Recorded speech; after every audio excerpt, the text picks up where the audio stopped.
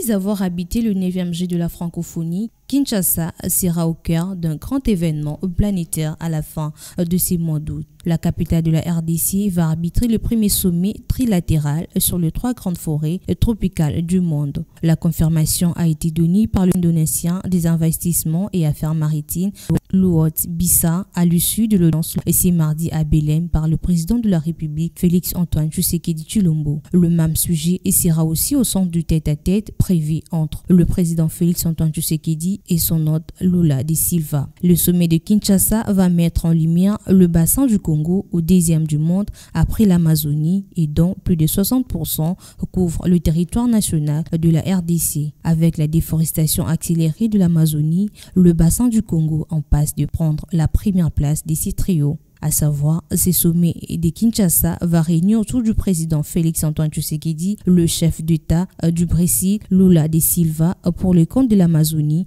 et son homologue de l'Indonésie pour le compte du bassin des Bornéo-Mekong. Avec leurs 3 grands bassins forestiers, les 3 pays se présentent comme la solution mondiale aux problèmes planétaires du réchauffement climatique.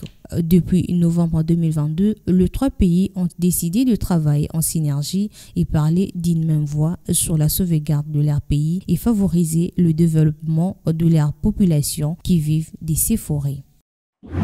Le procès Jean-Marc Aboun, député national et ancien président intérimaire de l'UDPS, a repris le lundi 7 août à la Cour de cassation dans la ville de Kinshasa. L'ancien premier vice-président du bureau de l'Assemblée nationale est poursuivi pour avoir tenu au cours d'un point de presse des propos qualifiés d'injures de nature à alarmer la population et à porter atteinte à l'honneur dû aux institutions publiques et à la dignité du chef de l'État. À cela s'ajoute l'outrage envers le Parlement, le gouvernement, la République et la propagation de faux bruits. La prochaine audience prévue ce lundi 14 août 2022 sera consacrée aux plaidoiries. À savoir, Jean-Marc Aboun est placé arrêté et depuis le 9 août, après son audition au parquet près de la Cour de cassation, est gardé à la prison centrale de Makala.